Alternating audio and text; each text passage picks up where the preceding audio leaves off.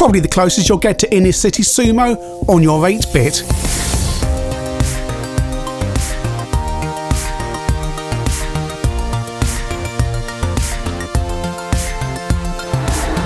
Oriental Games is a 1990 game by Microstyle / Microprose. Came in a big box on all the versions and looked very impressive. So impressive, I bought a copy on my Amstrad, but we'll come to that.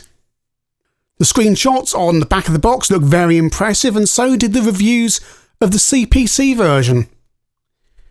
And you get this impressive loading screen on the CPC. I had this on tape, but again, we'll come to that. So you can configure your controls on the CPC. The game consists of, well, it's Oriental Games, 4 different events: Kendo, Kung Fu, Karate and Sumo. But we'll come to that. And we're going to start off on the CPC with Kung Fu, although that isn't immediately obvious. I'm on the left and I'm playing Slugger. And every time someone hits you or you hit the person at the top grimaces. They've clearly had a VD digitizer and have digitized their face. I'm guessing that's the programmer. No music, but appropriate sound effects. Graphics look very good and move quickly. And I've defeated the enemy, or the opponent. And then you go into the quarter-final, semi-final and final. And when you've done that, you've completed the event, although there are different difficulty levels. Over to the Spectrum.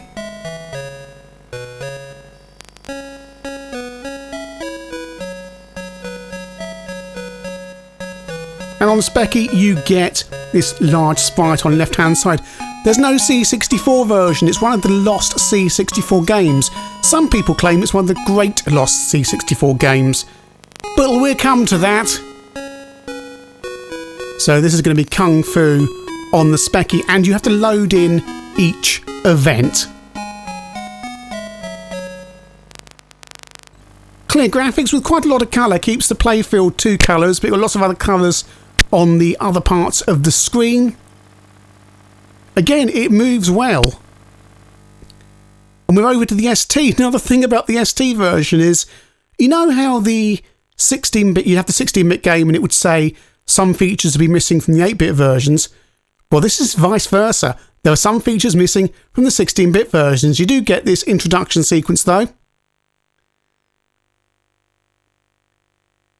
But instead of 4 events, as on the 8-bits, you in fact get 3 on 16 bits. Sumo is missing. Manual's very good. There's lots and lots of moves to master, although I'm afraid, yes, it is just the usual mash at the joystick until you beat the enemy. Although there are added complexities in the 16-bit version, as we will see. And we're going to start off with Kendo. And there's the 3 events available in these 16-bit versions. Kyokushu Kaya, whatever it's called, is a martial art invented about 40 years ago. It's a stand-up fighting thing, having read a bit about it on Wikipedia, and therefore, you know, it doesn't, again, it's something that's not in the 8-bit versions, different fighting style. So the fighting is different on the ST and the Amiga. You have a stamina flag, which goes up and down, so that kind of shows what your stamina is, and if you stand still it goes back up again. And then you have to basically get all the bars on your enemy reduced down to nothing. So you have to get quite a lot of hits in, and it tells you what style or what mood, so to speak, the computer player is in at any moment. So the computer is in aggressive at the moment, but he may go defensive, he may go other, and that helps you judge how to play. You basically have to land 10 hits to defeat the opponent.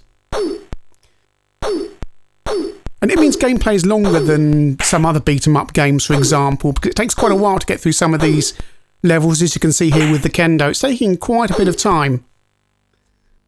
Amiga on the Kendo again, and you can see your route through the rounds on one of 3 levels here. And yes, okay, it's looking exactly the same as the ST version, right down to the shading.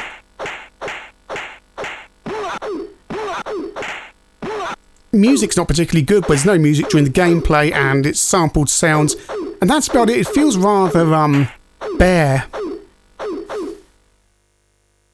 So we're doing Kendo on the CPC.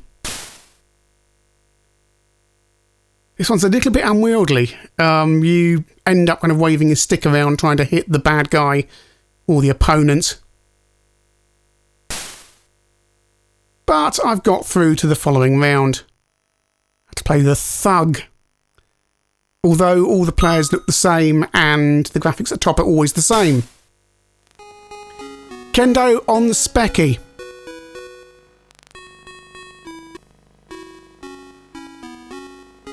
Playing against Tut Singh. And again, it looks rather nice, doesn't it? You can see how you could be suckered in by these screenshots, how good they look. And yet the thing is, while the game looks polished, it's not an awful lot of fun. It's all competently done here on the Spectrum and the CPC, apart from the multi-load. And if you die at the end of a round very quickly, yes, you're back to loading the entire thing again, basically. This is Kung Fu on the ST. It's a bit more Yi Kung Fu, so you can jump and do various things that you can't do in KO Kinshan, which whatever it's called, we're going to be doing it in a minute.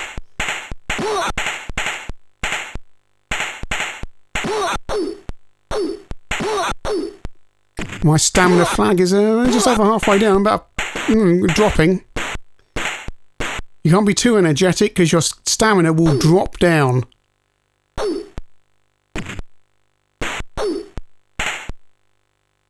The player flips around if you're the other side of the person you're fighting, which is handy, because how many games do we see where you end up facing the wrong way and stuck?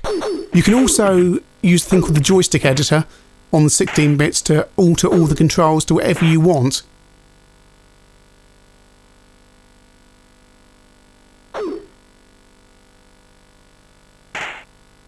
Across the CPC, and it's judo time. Yes, we get headbands and a slightly different background. And the real killer on this game is if you've got it on, as I was saying, cassette on the Spectrum or Amstrad, the multi-load is one of the worst you've ever come across. So much loading, and the games are over so quickly that, yes, I bought this game from W.H. Smith's, and we're looking at the Spectrum now. I took it back same day because the multi-load ruined the game. There was just so much loading.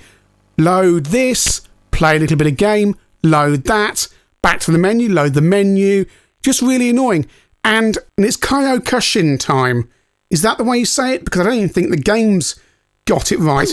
But this is the martial art that was established in the late 60s, and it's where the moves from Ryo and Ken come from in Street Fighter. And I didn't get that from Wikipedia, where I'm reading the entry for Kyokushin. But yeah, this is what it looks like, and there's lots of headbutting and... Oh, apparently you can... Well, it says it's stand-up martial arts, so apparently you can jump around. Why the 16-bits got this and not the sumo, I don't know. Memory? Disk space? Seems odd. There's something weird about this game. It feels very bare. The magazines at times, some of the magazines are quite generous, giving it the 16 or the Amiga version marks in the 70s, including Amiga format, and other Amiga magazines gave it marks in the 20s, which seems much more reasonable. Because it's a full price game, it's 25 quid. As a budget game, you'd go, yeah, this is $7.99, good value, but you've got 3 different martial arts on the 16 bits, 3 compared to 4 on the Spectrum and Amstrad, and they're all very similar. One of them you get sticks, but the judo and this are essentially I mean, I know people who practice this are going to go, no, they're completely different, but gameplay-wise, they're pretty much the same. It's sumo time on the Amstrad. And two fat blokes in a ring try to beat each other up. And you have to grapple each other, and it's like a wrestling game. Well, it is. Sorry to any sumo fans listening and watching, but it comes across as like a wrestling game where you just can't, have giant haystacks, pick up somebody and spin them round above them. Need Kim Justice here to tell us all about wrestling. Will there be that modern wrestling that I don't really understand? I want Les Kellett. Les Kellett in a game. That'd be.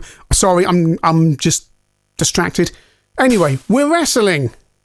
And it's Chinny versus the Slugger. And it all looks very nice. We've got the wrestling, or the sumo ring.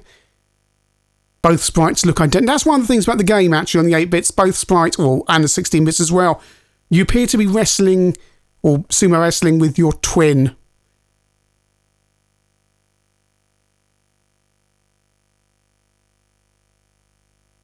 And the sumo is by far the hardest to get any kind of contact in. This is one you need to learn. Now he's got some hits on me there. We're both hitting each other now. Oh, I picked him up. He picked me up.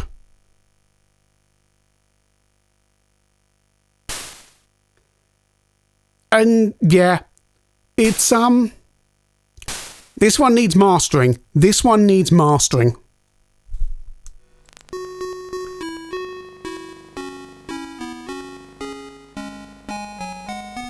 And on the spec, it's same as before, very well-defined graphics. A lot less colour on this particular part of the game, though. We're just yellow and black for most of the screen, barring the score and status area.